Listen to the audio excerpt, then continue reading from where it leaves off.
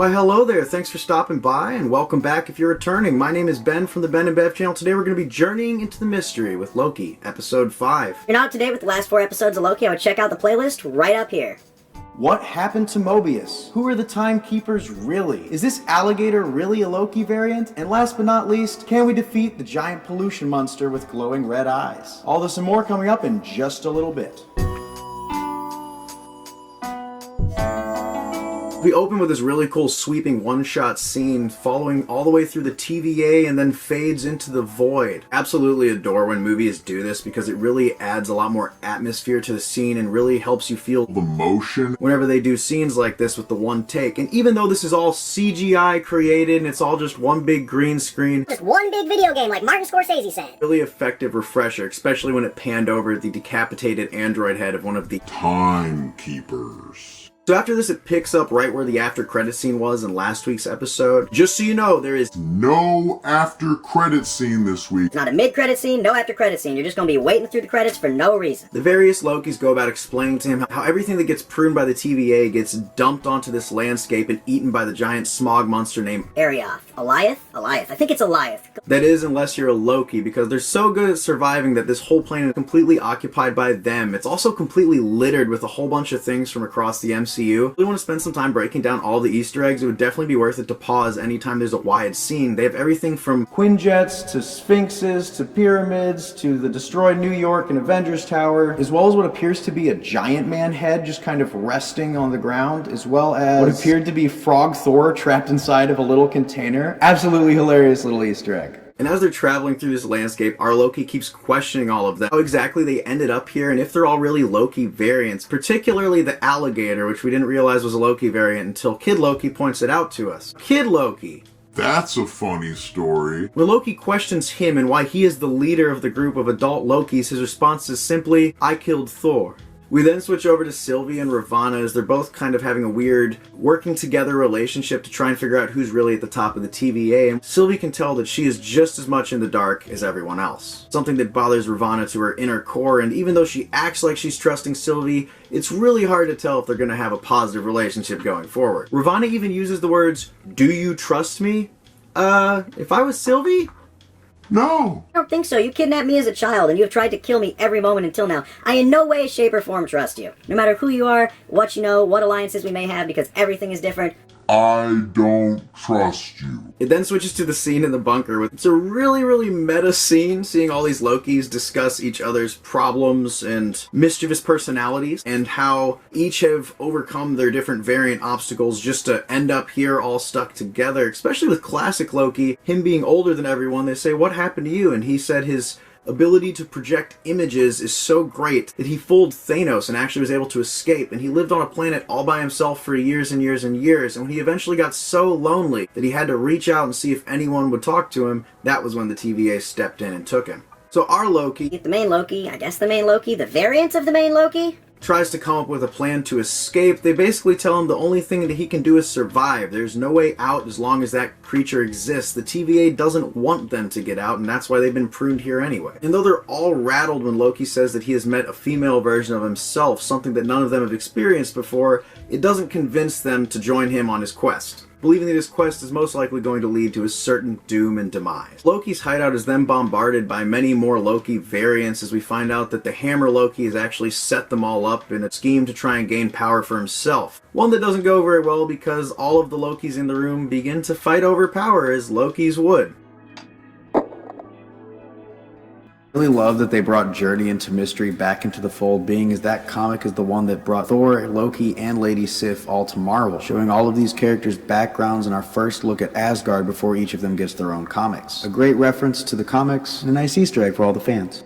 When we switch back over to the TVA, Ravana and Sylvie are questioning Miss Minutes about the beginning, the end of time, as well as a ship that can travel into the void, which appears to not exist and just be a stalling method as more Minutemen show up and just try and prune Sylvie. Realizing she might not escape and that there's only one way to get to the Loki that she knows and loves so well, she prunes herself.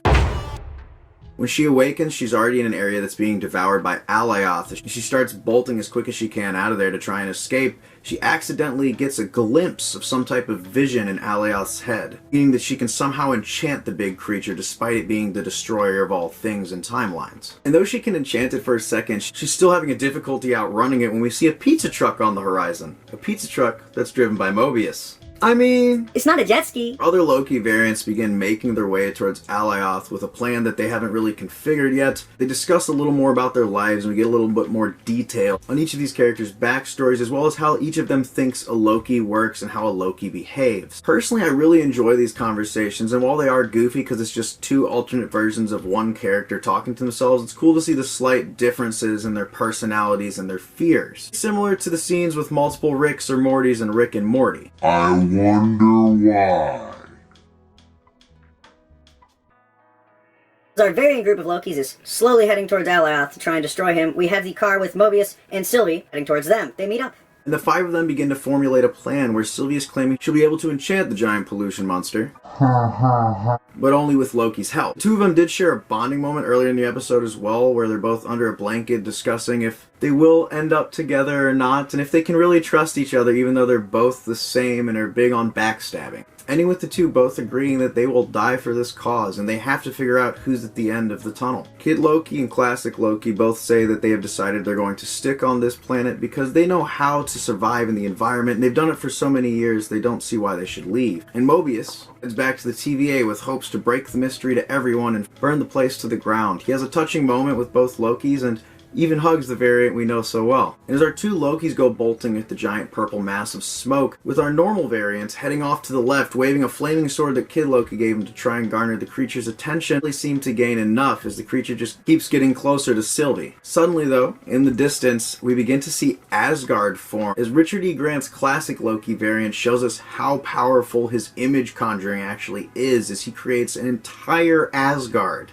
to distract the monster as the two try and enchant it. And as our two Lokis are grabbing hands and trying to both enchant the creature, Richard E. Grant's Loki begins to get devoured by the smoke and screams out, Glorious purpose! And it's right at the last second that Sylvie and our Loki variant both manage to enchant this creature. Smoke clears and we see a massive portal revealing a crazy universe with a huge trippy space mansion. And while I'm almost certain that's Kang the Conqueror's mansion over there, I don't really know. The episode closes with our two Lokis walking through, continuing their journey into mystery.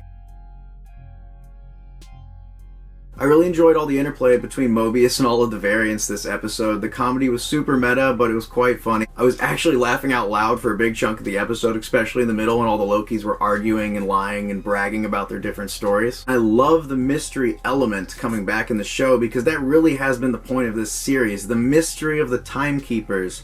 And with last week's episode throwing a whirl to everything we knew, they did a really good job of building upon that and giving us an explosive semi-finale. Into an impactful episode with lots of questions and implications still left over for next week. I really loved that I felt a little bit of the Taika Waititi Ragnarok humor in this week's episode, and while there's been a lot of humor and jokes and mysticism and all of the other episodes, this week really brought forward that aspect of the Thor movies to the forefront. And even though he's not an executive producer on this or anything, it still feels like his hands have touched Thor permanently. Special effects have been absolutely wild. Plot twists at an all-time high. The actors have been doing a great job with the slightly campy, slightly serious, reality-breaking meta humor. The soundtrack has been absolutely stunning. I'm impressed. I really am. After Endgame and a 2-year gap, I never know what to expect from Marvel because while they don't misstep often, occasionally it happens. Such a phenomenal episode with magic and mystery at the forefront. I'm super excited for next week and also a little worried because I don't know how they can keep topping each episode going in, especially when it comes to getting everything concluded by the end of next week's episode. I know it's supposed to lead into further storylines, but I can't even imagine them wrapping up nearly half of the things they've set up in this series. Thanks so much for watching. Make sure to hit the subscribe below if you want to stay tuned. We have a Black Widow review coming up, as well as more Loki, films you should try, and Ramen Days coming up in the next couple weeks. See you guys next time. Ben and Bev, out.